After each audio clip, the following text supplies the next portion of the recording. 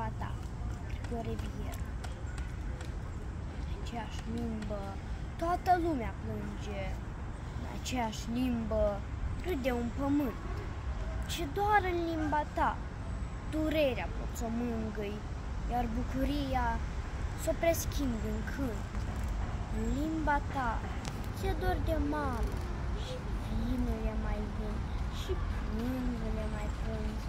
Și doar în limba ta poți râde singur și doar în limba ta te poți opri din plâns. Dar când nu poți nici plânge și nici râde, când nu poți nici mângâia și nici cânta, cu al tău pământ, cu cerul tău în față, tu taci atunci tot în limba ta. La mulți ani, limba!